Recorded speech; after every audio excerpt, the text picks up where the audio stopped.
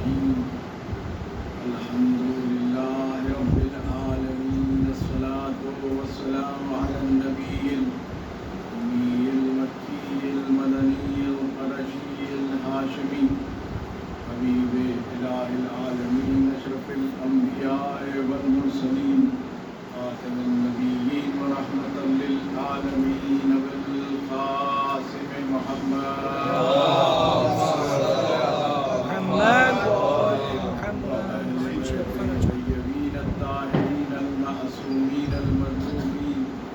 الذين أذهب الله عنهم الرجس وطهرهم تطهيرا اللهم صل على محمد وآل محمد لعنة الله على أعدائهم أجمعين من يومنا هذا إلى يوم الدين أما بعد فقد قال رسول الله صلى الله عليه وآله وسلم إني تعلكم فيكم الثقلين كتاب الله وإترتي أهل بيتي ما إن تمسكتم بهما لن تضلوا بعدي وإنهما لن يفترقا حتى يرد علي الحوض.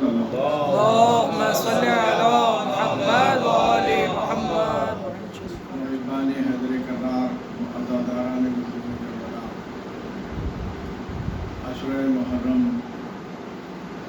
1442 ہجری کی آج دوسری مجلس ہے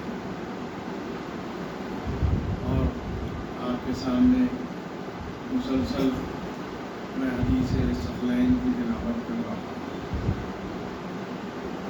چونکہ عنوان مجلس ہے قرآن صامت و قرآن ناطق. کل جہاں میں چھوڑا وہیں سے آگے بڑھتے ہیں کہ سورہ الضحیٰ جہاں پر حضرت ابو طالب علیہ السلام کے عمل کو اللهم صل على محمد وآل محمد. اللہ نے اپنا فعل قرار دیا اور یہ دے کے بتا دیا کہ حضرت ابو طالب کو دنیا کیا سمجھتی ہے. وہ معصوم ہے، عصمت صغریٰ پر فائز ہے. تو پتہ چلا کہ حضرت ابو طالب کی فضیلت دنیا نے حاصل نہیں کی، معرفت حاصل نہیں کی. کیونکہ اگر معرفت حاصل ہوتی تو اس طرح کی باتیں جو کرتے ہیں وہ نہیں کرتے. یہ کیوں کی گئی؟ یہ صرف اور صرف بغض مولائے کائنات امیر المومنین حضرت علی ابن ابی طالب علیہ السلام اور حضرت ابو طالب کا علم کا کیا کہنا، شجاعت کا کیا کہنا. اگر حضرت ابو طالب آ جائیں تو پھر کسی کی مجال نہیں تھی کہ آنکھ اٹھا لے. اور ہم نے دیکھا بھی کہ جہاں رسول اکرم حضرت محمد مصطفیٰ صلی اللہ علیہ وسلم جب بدتمیزی کی گئی رسول کے ساتھ اور گندگی ڈالی گئی تو حضرت ابو طالب آئے اور آ کر جس نے کیا تھا کہہ دیا کہ کوئی یہاں سے ہلے گا نہیں، اور پھر اس سے بدلہ لیا. حضرت ابو طالب کی شجاعت بھی وہی تھی تو وہیں پر علم بھی ایسا تھا کہ دیکھیے جہاں تک علم کی بات آتی ہے تو یقیناً یہاں میرے سامنے آپ لوگ پڑھے لکھے حضرات بیٹھے ہوئے ہیں، لیکن میں اگر آپ سے پوچھوں کہ چاہے کوئی شعبے کے بعد اگر آپ سے سوال کیا جائے، ایک ایسی بات ہے کہ جہاں پر انسان اپنے شعبے کے اعلیٰ ترین انسان کو نہیں چنتا ہے، وہ ہے نکاح کا وقت. نکاح کے وقت چاہے انجینئر ہو، ڈاکٹر ہو، سائنٹسٹ ہو، کوئی بھی ہو، وہ صرف اور صرف اچھے سے اچھے عالم کو چنے. اگر آپ کہیں گے بھائی کیوں آپ اپنے فیلڈ کے آدمی کو کیوں نہیں لاتے، کہیں گے نہیں، عالم چاہیے اور وہ بھی بہتر سے بہتر عالم چاہیے. اور اگر علماء سے پوچھا جائے کہ آپ کیا چاہتے ہیں، کہیں گے اگر ملک کا کوئی سب سے بڑا عالم ہو اور اگر وہ نکاح پڑھ دے تو اس سے بہتر کیا ہو سکتا ہے. اور اگر لوگوں سے، اگر وہ عالم سے پوچھے کہ آپ کیا چاہتے ہیں تو یقیناً کہیں گے کوئی مقامات مقدسہ کے کوئی بہترین عالم اگر ہو، نجف اشرف کے ہو یا خم کے ہو، تو وہ اگر میرا نکاح پڑھ دیں تو اس سے بہتر کیا ہوگا. کیونکہ ساری زندگی کا سوال ہوتا ہے. نکاح پڑھنے والا بھی اچھا ہونا چاہیے، تقویٰ رہنا چاہیے، متقی ہونا چاہیے. اور اب اگر آپ ان سے کہیں گے کہ آپ کا کیا خیال ہے تو کہیں گے کہ کوئی اگر ائمہ معصومین اگر پڑھ دیں تو اس سے بہتر کیا ہوگا میری. اور پھر آپ نے دیکھا کہ مولائے کائنات حلال مشکلات حضرت علی ابن ابی طالب علیہ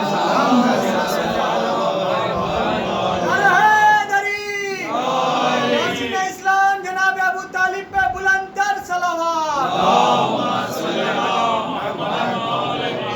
فرش پر اللہ نے پڑھا اور فرش پر رسول اکرم نے پڑھا. لیکن اب آئیے اس ہستی کی طرف چلتے ہیں جو کائنات میں سب سے افضل ترین ہستی ہے، وہ کوئی اور نہیں، حضرت محمد مصطفیٰ صلی اللہ علیہ وسلم. رسول سے زیادہ یقیناً کوئی عالم ہو نہیں سکتا کائنات میں. لیکن اور نکاح کے لیے یہ بھی ضروری نہیں ہے کہ کوئی دوسرا عالم پڑھے، وہ خود بھی صیغہ جاری کر سکتے ہیں. لیکن اللہ کی مشیت تھی، اللہ کی مرضی تھی کہ رسول نے اپنا نکاح اپنے سے نہیں پڑھا، لیکن جس سے پڑھایا وہ کیسا عالم ہوگا، کیسا متقی ہوگا، کیسا باایمان ہوگا. کوئی اور نہیں، حضرت ابو طالب سے نکاح پڑھ کے بتایا کہ اللہ نے بتا دیا کہ دیکھو رسول کا نکاح جو پڑھے وہ کیسا ایمان والا ہوگا. اسے تم کیا کہتے ہو، کل ایمان کا باپ ہے. صلوات بھیجیے محمد صلی اللہ محمد.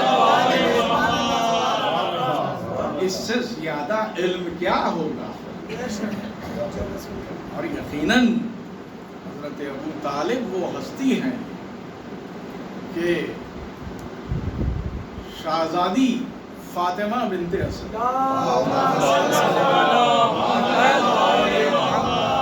رسول اکرم کو آغوش میں لیے ہیں اور مسکرا رہی ہیں. حضرت ابو طالب نے دیکھا، کہا فاطمہ بنت اسد، فاطمہ بہت مسکرا رہی ہے، خوش ہو رہی ہے، یقیناً خوشی کا موقع کیوں نہ ہو. تو فرمایا کہ 30 برس انتظار تمہارے گود میں بھی ایسا ہی لڑکا اللہ دے گا.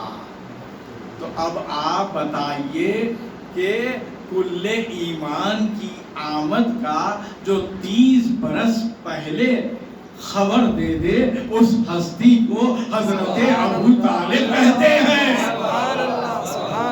دیکھیے دنیا کا علم، سائنٹسٹ ہو، بڑے سے بڑا ڈاکٹر ہو، وہ کسی کے آنے کی خبر نہیں دے سکتا. کیونکہ اگر شکم مادر میں کوئی بچہ بھی ہو تو کچھ مہینے بعد اسکیننگ کے بعد پتہ چلتا ہے کہ آیا لڑکا ہے یا لڑکی ہے.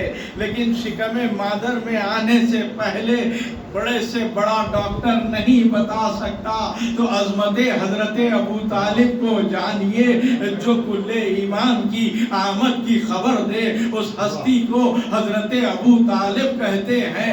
یہی بات ہے کہ ان ہستیوں کا علم اور ہے، انسانوں کا علم اور ہے۔ انسان کا علم وہ ہے، یہ تو بتا سکتا ہے کہ شکم مادر میں لڑکا ہے یا لڑکی ہے، لیکن وہ ہستیاں وہ ہے کہ یہ بتاتی ہے کہ شکم مادر میں مومن ہے یا منافق ہے۔ ایک صلوات بھیجیے محمد۔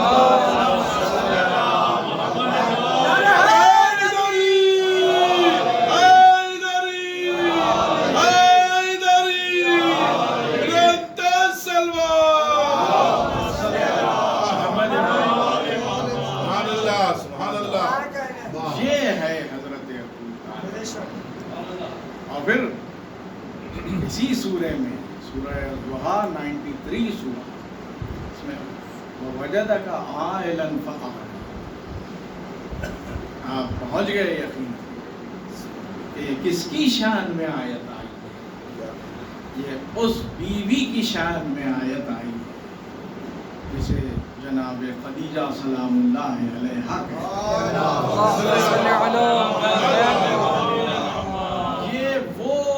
عظمت والی عصمت والی بیوی ہے کہ جس کا مقام ہم سمجھ نہیں سکتے، کیونکہ وہ شہزادی کا مقام یہ ہے کہ جہاں ائمہ کے انوار کو انبیاء کی پیشانی سے گزارا گیا، لیکن شہزادی فاطمہ کے نور کو انبیاء کی پیشانی سے نہیں گزارا گیا، لیکن وہی نور کو شہزادی خدیجہ سلام اللہ علیہا کو عطا کیا، تو راست عطا کیا رسول کے ذریعے۔ رسول کو معراج پر بلایا گیا اور بلا کر وہ نور عطا ہوا، اور وہی نور شہزادی خدیجہ کو عطا ہوا۔ تو عظمت شہزادی خدیجہ کیا ہو کہ جہاں سے نور شہزادی کونین عطا ہوا، اور یہ وہ بیوی ہے کہ جس کا احسان ہے اسلام۔ اگر اسلام دیکھیے، آج بھی دیکھ لیجئے، اگر کوئی آرگنائزیشن چلانی ہو، کوئی کھولنی ہو، تو آپ کو اس کے لیے پیسہ خرچ کرنا پڑتا ہے۔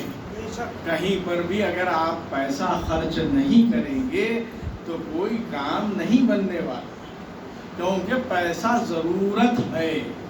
اب بتائیے کہ اسلام کا جب دعوت دی گئی تو کئی لوگ ایسے تھے جو قرض دار تھے، مسلمان ہونا چاہتے تھے لیکن مسلمان ہو نہیں سکتے تھے کیونکہ قرض دار تھے، یہودیوں کے پاس قرضہ تھا۔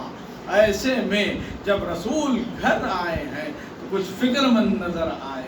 جب فکر مند نظر آئے تو دیکھیے یہی بات ہے کہ شہزادی خدیجہ نے جب روئے مبارک پر نظر فرمائی اور دیکھا تو ایک مرتبہ کہا کہ یا رسول اللہ، آپ کچھ فکر مند نظر آ رہے ہیں۔ تو رسول نے فرمایا کہ ہاں، کئی لوگ مسلمان ہونا چاہتے ہیں لیکن قرض دار ہیں، یہودیوں کے قرض دار ہیں، لیکن جناب خدیجہ کا مقام دیکھیے کہ یہ تو کوئی بات نہیں ہے۔ کہا کہ کعبے کے پاس سب کو بلایا گیا، مسلمان جو ہونا چاہتے ہیں انہیں بھی بلایا گیا، اور جس کے قرض دار تھے انہیں بھی بلایا گیا۔ مدینے میں کوئی ایسا شخص موجود نہیں تھا مکے میں کہ جو جناب خدیجہ کا قرض دار نہیں تھا۔ ایسے میں جب وہ سب کو کعبے کے پاس بلا لیا گیا تو ایک مرتبہ دولت کو جمع کیا گیا، ایک انبار لگ گیا دولت کا، اتنا جیسا کہ پہاڑ ہوتا ہے، ادھر کا آدمی ادھر نظر نہیں آ رہا تھا۔ ایسے میں شہزادی نے کہا کہ جس کا قرضہ ہے، جس کے قرض دینا ہے اسے بھی بلایا گیا، اور جو قرض دار ہے اسے بھی بلایا گیا، جو دونوں بھی اب تو جناب خدیجہ کے قرض دار ٹھہریں گے۔ لیکن جب بلایا گیا تو قرض دار سے کہا کہ ہم اس کا قرضہ دے دیتے ہیں، اور جو تم ہمارا قرضہ باقی ہے وہ بھی معاف کرتے ہیں۔ اس طرح سے شہزادی نے اسلام کو پروان چڑھایا ہے، لوگ مسلمان ہوتے گئے، بڑے دعوے کرتے ہیں۔ جناب خدیجہ کی دولت لوٹ کر غنی ہونے والے، خدیجہ کے ٹکڑوں پر پڑنے والے دعوے تو بہت کرتے ہیں، لیکن حقیقت یہ ہے کہ اسلام اگر پروان چڑھا ہے تو وہ جناب خدیجہ کے ایک صلوات بھیجیے۔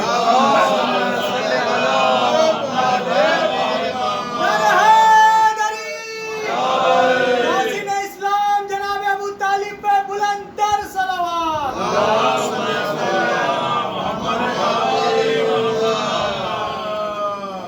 دو ہستیوں کا احسان ہے اسلام۔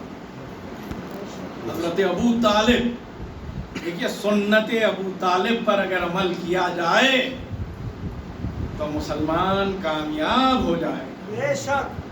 اور دیکھیے جناب ابو طالب نے کیا کیا، اپنی اولاد کو، آج وبا سے لوگ ڈر رہے ہیں، کیوں ڈر رہے ہیں؟ جان کے لیے ہی تو ڈر رہے ہیں نا۔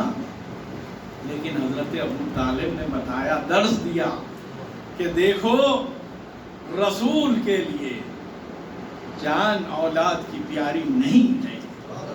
ہم زیارت میں بھی تو پڑھتے ہیں کہ ہمارے ماں باپ قربان، ہمارے بچے قربان، لیکن جب یہ وقت آیا ہے تو ہمیں بتانا چاہیے کہ جو ہے کوئی وبا نقصان نہیں پہنچاتی جب تک کہ آپ فرش ادا پر ہیں۔ اگر آپ فرش ادا کے لیے نکلے ہیں تو حصار میں ہوتے ہیں، اگر فرش ادا سے جاتے ہیں تو حصار میں جاتے ہیں، کیونکہ یہاں پر ملائکہ بھی تشریف لاتے ہیں، ائمہ بھی تشریف لاتے ہیں، کیونکہ میرا عنوان ہے قرآن صامت و قرآن ناطق۔ تو دیکھیے جہاں قرآن صامت کی تلاوت ہوتی ہے وہاں پر ائمہ تشریف لاتے ہیں اور شیطان بھاگ جاتا ہے۔ یہ تمام وبائیں شیطانوں نے ہی تو نکالی ہے، اور شیطان جہاں تلاوت قرآن ہو وہاں سے بھاگ جاتے ہیں۔ تو یہاں پر جہاں ذکر اہل بیت و قرآن ناطق ہوتا ہے وہاں پر ائمہ بھی تشریف لاتے ہیں، ملائکہ بھی تشریف لاتے ہیں۔ تو اب کوئی گزر نہیں ہو سکتا وبا کا۔ ایک صلوات بھیجیے۔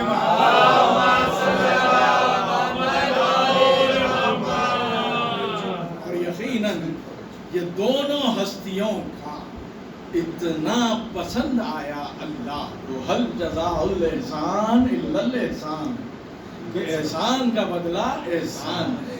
دیکھیے اللہ جب عطا کرتا ہے تو کیسے عطا کرتا ہے؟ اللہ نے بھی ارادہ کر لیا کہ ابو طالب کا بیٹا ہوگا اور خدیجہ کی بیٹی ہوگی، اور یہ دونوں سے جو نسل چلے گی وہ عالمین پر حجت ہوگی۔ ایک صلوات بھیجیے۔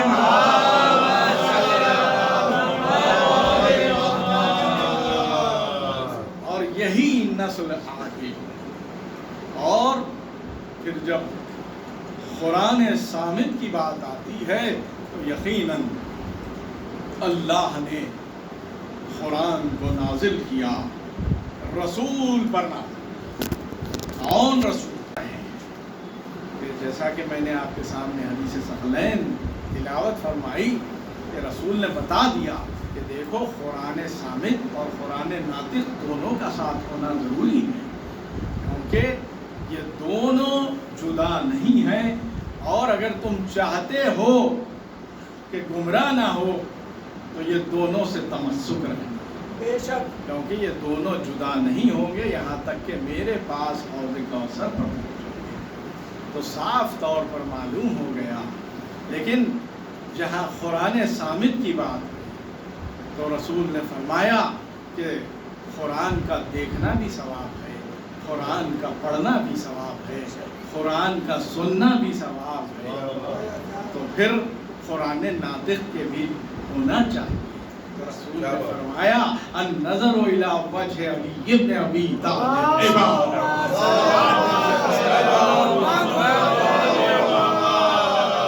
اور پھر یہاں پر میں آپ کو بتاتا چلوں کہ جب یہ کہہ دیے رسول، یقیناً دل میں جن کے محبت تھی وہ خوش ہو گئے، لیکن جہاں پر یقین نہیں تھا، شک نہیں تھا، سوالات تو ہوتے ہیں۔ کسی نے پوچھا کہ یا رسول اللہ، اگر کسی وقت پر علی موجود نہ ہو تو پھر کیا ہو؟ رسول مسکرائے، فرمایا ذکر علی عبادت، علی کا ذکر کرو وہی عبادت ہے۔ اس کے بعد پھر دیکھیے جہاں جواب ملتا ہے سکون ہونا چاہیے، لیکن بے چینی بتاتی ہے کہ جہاں کہیں نہ کہیں کونے میں کوئی شک ہے۔ پھر پوچھا کہ اگر کوئی زمانہ ایسا بھی آ جائے کہ جہاں پر اگر ذکر نہ ہو پائے تو پھر کیا ہوگا؟ تو ایک مرتبہ رسول نے بتا دیا، قیامت تک کے لیے ایسا جواب دیا کہ کوئی مکر نہیں سکتا، اگر مکرتا ہے تو پھر وہ بغض علی رکھتا ہے۔ یہی بات ہے، قرآن کی آیت موجود ہے کہ بسم اللہ الرحمن الرحیم وما خلقت الجن والانس الا لیعبدون، کہ ہم نے جن و انس کو خلق نہیں کیا مگر یہ کہ عبادت کے لیے۔ اب آپ بتائیے انصاف سے کہ عبادت کیا 24 گھنٹے ممکن ہے؟ واجبات ادا کریں گے، قرآن کی تلاوت کریں گے، دعائیں پڑھیں گے، لیکن کئی وقت ایسا گزر جاتا ہے کہ جہاں پر آپ ممکن نہیں ہے، لیکن رسول نے ایک ایسا فارمیولا دیا ہے کہ جس کے بعد یہ ممکن ہے۔ کہا حب علی عبادت، اگر دل میں علی کی محبت ہو تو اٹھنا عبادت ہے، بیٹھنا عبادت ہے، ہر لمحہ عبادت الہی میں گزرے گا، کیونکہ علی کا ذکر بھی رسول کا ذکر ہے، رسول کا ذکر اللہ کا ذکر ہے۔ اگر دل میں علی کی محبت ہوتی تو ہر لمحہ عبادت میں بسر ہوگا۔ ایک صلوات بھیجیے محمد۔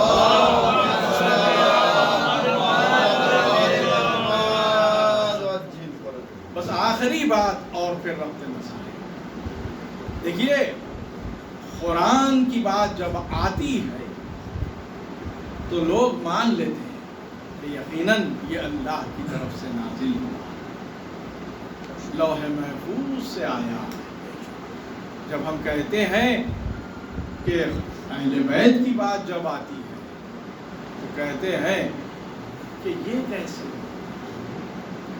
انشاءاللہ اس کے بارے میں میں آپ کو کل بتاؤں گا، لیکن آج چونکہ فرش عزا وہ ہے کہ جہاں فضائل ہوں وہیں پر کچھ پیغام بھی پہنچے۔ میں قرآن صامت میں بھی بتایا، قرآن ناطق نے بھی بتایا۔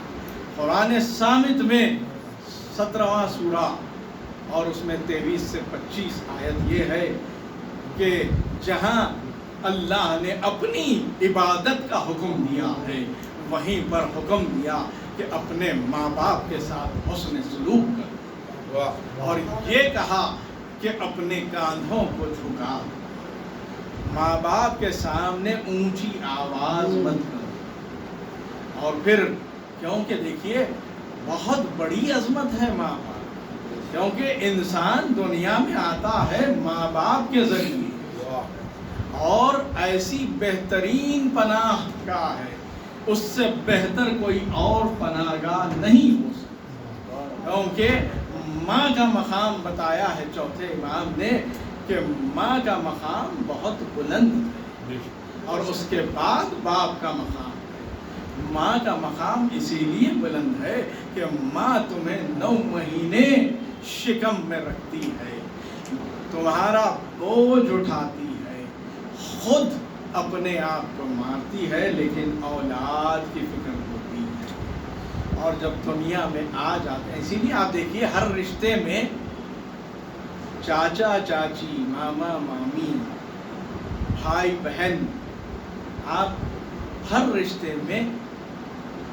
मर्द को पहले रखते हैं, लेकिन एक वाहिद रिश्ता है जहाँ पर माँ पहले है, बाप बाद में। माँ बाप, कभी आप कोई बाप माँ कहते हुए नहीं सुने। माँ और बाप कहते हैं। क्यों है ये?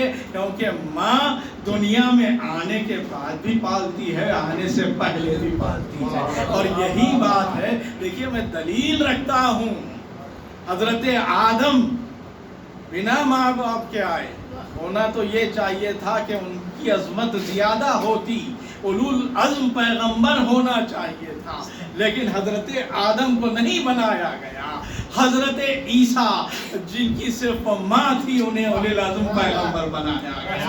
तो ये बताइए कि अजमत माँ क्या है? यही बात।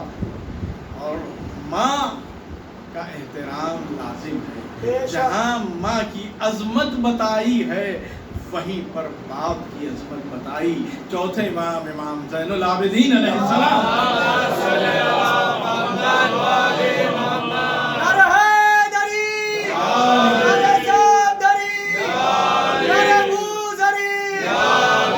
इस्लाम जनाब अबू तालिब पे बुलंदर सलावत।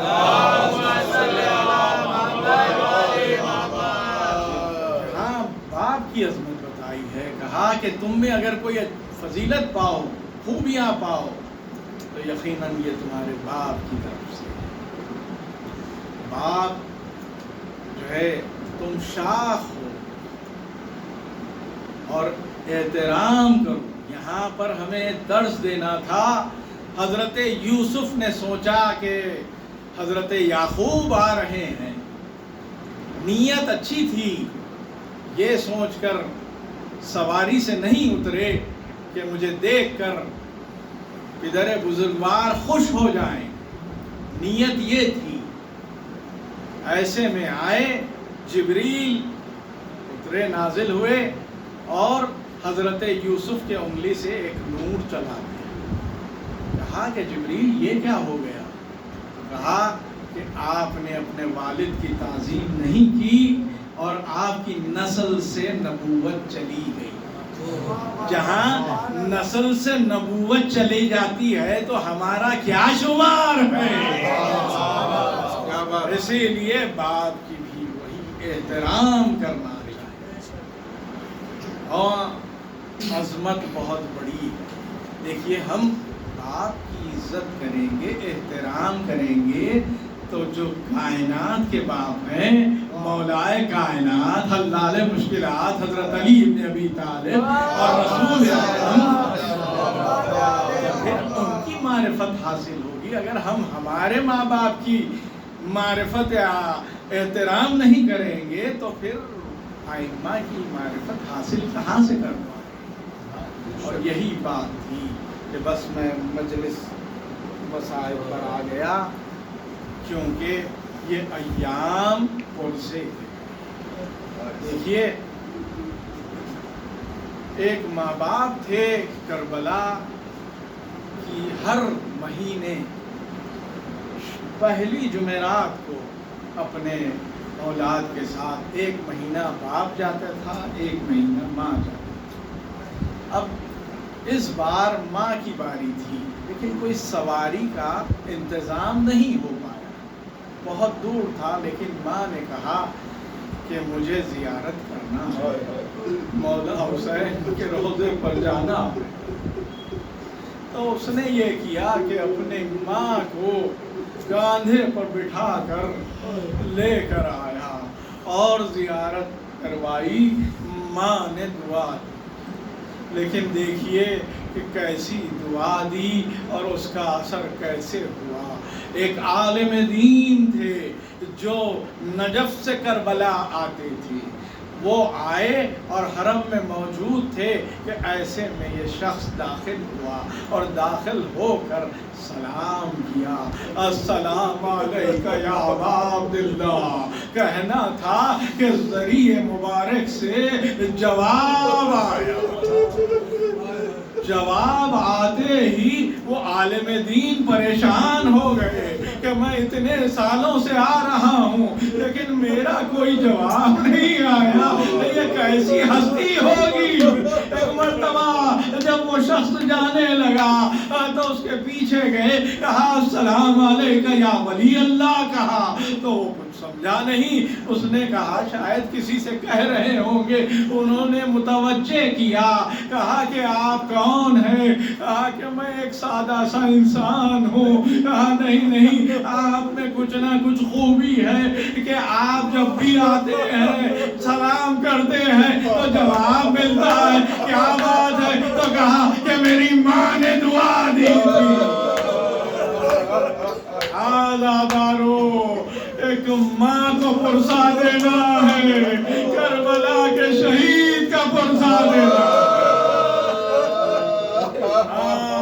وہ قافلہ کل جو کربلا سے نکل رہا تھا، ایسے میں حضرت عباس نے دیکھا کہ شہزادی سورا پیچھے پیچھے آ رہی، کہا خضر قافلے کو روکا جائے۔ ایک مرتبہ حسین آئے، کہا بیٹی سورا کیا بات ہو گئی؟ کہا بابا میں ایک بار قافلے والوں سے ملنا چاہتی ہوں۔ اور ایک مرتبہ شہزادے علی اصغر کو گود میں لے لیا۔ اب یہ تھا کہ امام حسین نے کہا کہ اصغر کو لے کے چلو، وقت ماں آگے بڑھی، شہزادے ماں کی طرف دیکھتے اور بہن سے مسکراتے ہوئے لپٹ جاتے، لیکن ہاں پھوپھی نے کوشش کی، بہن نے کوشش کی، لیکن مجھے نہیں معلوم امام حسین نے کیا کہا کان میں۔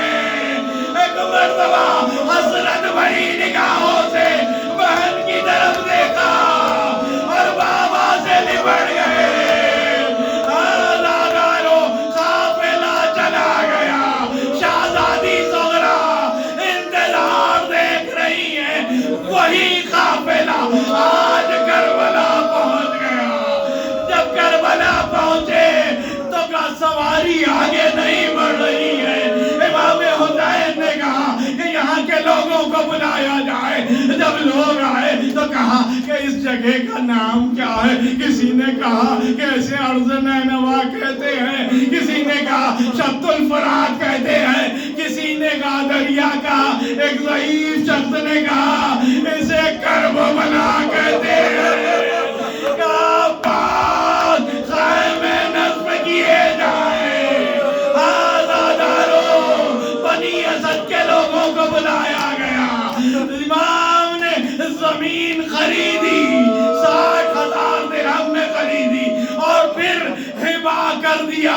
ہبا کر کے اتنا کہا کہ دیکھو ہماری 3 خواہشیں ہیں، ہم عاشور کو یہاں پر شہید ہو جائیں گے، ہاں لیکن جب ہمارے زائرین آئے تو انہیں کھانا کھلانا، 3 دن مہمان رکھنا، یہی تو بات ہے۔ آج بھی جب آپ کربلا جاتے ہیں تو وہاں دیکھیے کہ عاشور میں کیا لوگ ایک ایک پیروں کو پکڑ لیتے ہیں کہ آپ حسین کے ظاہر ہیں، آئیے مہمان نوازی کرتے ہیں۔ دوسرے امام نے کہا کہ یہاں پر حل نہیں چلانا، تیسرے کہا کہ دیکھو ہم جب شہید ہو جائیں تو ہمیں دفن کر دینا۔ اب کہا عورتوں کو بلایا، کہا تمہارے مرد اگر دفن کرنے میں کوتاہی کرے تو غیرت دلانا۔ اس کے بعد عزاداروں چھوٹے چھوٹے بچوں کو قریب بلایا، سر پہ ہاتھ پھیرا، کہا اگر تمہارے ماں باپ ہمیں دفن نہ کرے تو کھیلتے ہوئے آنا، ایک ایک مٹھی کا ہمارے لاشوں پر ڈال دینا۔ آزاداروں، عاشور کا دن نمودار ہوا، اور دو محمد شہید ہو گئے، قاسم جیتے جی پامال ہو گئے، علی اکبر کے سینے میں برچی لگی، عباس کے شانے قلب ہو گئے، علی اصغر کے گلے میں تیر لگا، حسین کے گلے پر